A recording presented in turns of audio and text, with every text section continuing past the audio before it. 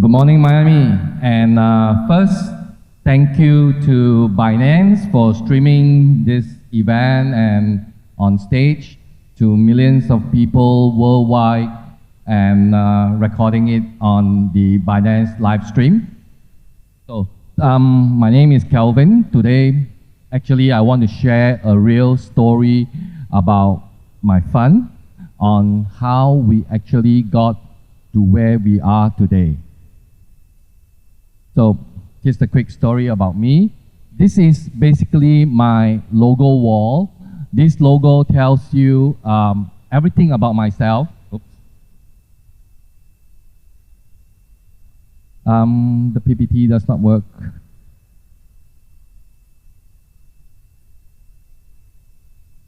Okay, anyway, so the logo wall that was on display just now tells you everything about myself. Basically, I started with Daytona, USA, which is an arcade machine, and then I took World of Warcraft to China. And all the time I've been, you can say, from an entrepreneur, serial entrepreneur, to a venture capital company that I founded in 2013 in China, investing specifically only in the Chinese TMT technology, mobile, and telecommunication industry. We had, from 2013 to last year, 3 IPOs on our fund belt. And then in 2016, and then in 2016, my partner introduced me to crypto. So 2016 was the first time that my fund actually spin off 20 million US to be invested in the crypto space. So this graphic here shows the entire history of where we were. 2016, 2017, 2020, 2021. If any one of y'all is in this space during these 4 years, y'all would have made money had you have sold your tokens.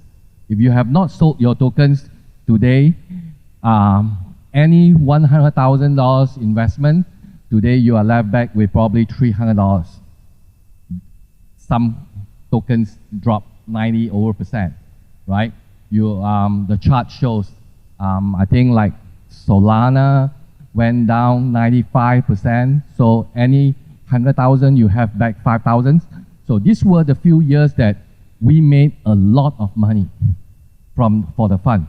Basically, from a $20,000, $30,000, 30 million fund, we became a 200 million fund with an AUM exceeding 690 million. So everybody always asks me, why crypto? Why do we want to be in crypto? So my answer is always, it is the fastest way for anybody to become a millionaire. Throughout my history as a serial entrepreneur, I found out that doing business is actually very, very hard. It takes years for you to build a business, from startup to incubating it, to making your first revenues, and then making your first dollar in profit, or even break even. But crypto in 2016 made the big change in us. Why? We saw that, in crypto, this market is going to change everything. It's going to disrupt even the venture capital market. That was why we decided that let's form a fund that invests into tokens and move into this particular space, because entrepreneurs, startups are going to be able to raise money so easily that they need not listen to the VCs anymore. And we were right. In 2017, every fund, every project that we approach them or they approach us, we told them, like, this is the best part. We told them, I need some documentations and I need to check, verify that what is the ownership. And you know what some of the big projects told us back then? Kelvin, sorry, you have 24 hours to invest. Otherwise, your allocation is going to the next guy. And we were like, what? But that's true. That was exactly what happened in 2017. So, but these good times never last that long, right? So we are in the bear market today. How can projects survive, continue to survive, and so on? But what I'm going to share with you all today is that the former slide, that 4 golden years, we made a lot of money. But what was our biggest score in Plutus was that what we invested in the bear market in 2019 made us the most money. Okay? So I just give one specific example. In 2018, the whole entire market, crypto market, dropped like flies. Literally like what happened today, this year, right? And then in 2019, majority of the crypto funds in the industry actually lost confidence in the crypto market. Exactly what is happening today as well to many people. That was when we decided to buy distressed assets. So any of you who are a fund, you have invested in some assets and you have no more confidence in crypto, that's where Plutus came in. We told you, hey, you can sell it to us at a discount. So that's when we bought those assets. And when the end of 2020, we just waited like 18 months or so, those assets went up 27 times. And we started selling. Right? So what we need to know about the crypto winter is that literally not every distressed assets you can buy. You have to choose. 80 to 90% of projects will fail. Right? So how does projects needs to stay relevant in the market? And you have to stay alive. If you are able to stay alive, you have a chance. So these are some of the stuff that projects can do. You can need to maintain an active community. You need to create activities over your tokens, right? And most importantly, every token project has 2 main duties. You have to reduce the amount of tokens in the market so that people have more confidence in the token itself. Reducing market supply equals demand is higher than supply, right? So you have to create some form of demand and you have to increase your own treasury. Because if you do not have a healthy treasury inside the company, you don't have a team anymore. So crypto also needs real business. Today, I can dare say that 95% of all projects in crypto are playing with what we call air.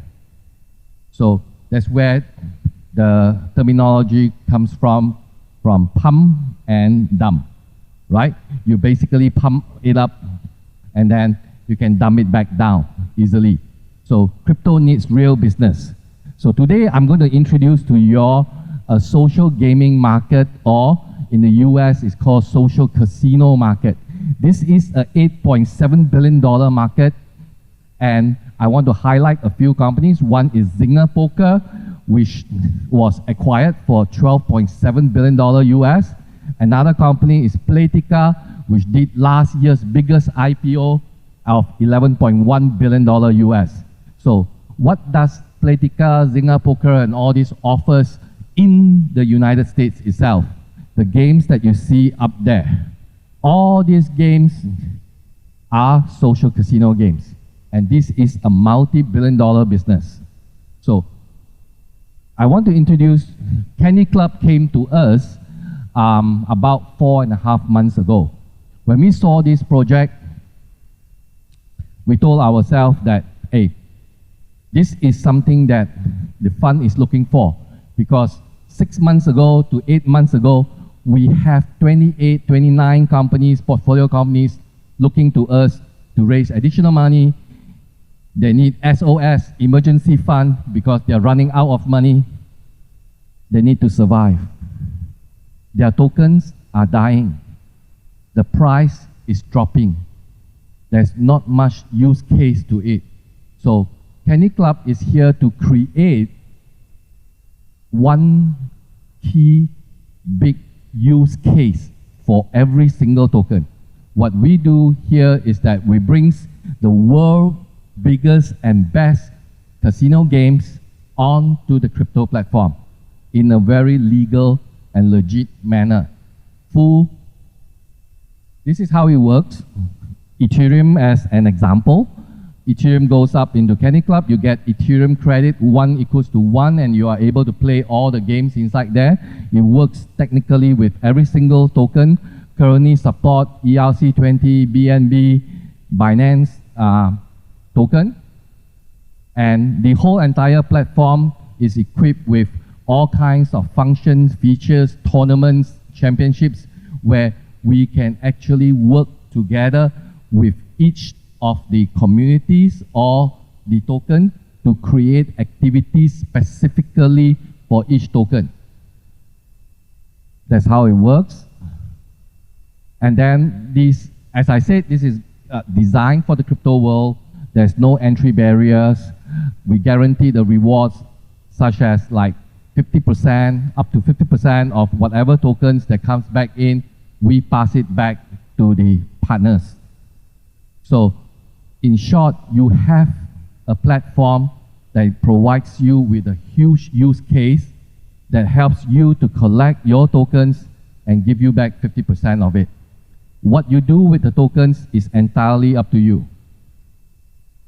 And what Candy Club asks for is very simple. Allow them to promote into your social media that now XYZ token supports Candy Club. You can come in and use that over there. So this is, as I said, we are creating a very big, legit third-party platform that allows people, companies, their tokens to be used on. Currently, we have legal opinion obtained from US, UK, Hong Kong, Singapore, UAE, Philippines. We are increasing. In the US, federal legal opinion is already out. We are now going for each jurisdiction and states individually. And as I mentioned, this project, when we invested, they intend to raise a token, but we told them that no token sale, no NFT sale. The whole entire project today has been specifically remodified to only support what tokens that is outside already in the industry itself. So crypto is about, we always believe crypto is about sharing of wealth, right? That's the biggest difference between Web 1, Web 2, and Web 3 that I see. I came from Web 1, moved on to Web 2, and now I see Web 3. One of the biggest difference between this Web 1 to 3 that I see is that Web 1 and 2 is walled garden. When it's my community, it's all mine. Ask Tencent to share their community with you. Tencent will give you the middle finger, right? So, but Web 3 is totally different. Web 3 is about community sharing. I have a community, I'm willing to open it up and share with you, provided you also open up. That's how Web 3 is built. This is the fundamentals. And if you do not believe me, just look at AMAs. Ask me anything, events, Twitter Spaces, and all this. What are all these sessions all about? All these sessions is actually about community sharing. That's the spirit of Web3, right? So we have the Candy Club affiliate program that's specially designed for every token company to actually share back this whole entire ecosystem with their users. That means their users can actually expand the business of using each of our partners' token. Now, if you just have to log in to candyclub.io, check out our World Cup, which is actually generating millions in wager today, using only crypto, right? I myself, this morning, when I was walking here together with my partner, David, I just won Ghana 3-2, right? And that's my social media. We have a booth downstairs. Feel free to drop over at Candy Club booth to understand better, or check out candyclub.io. Thank you.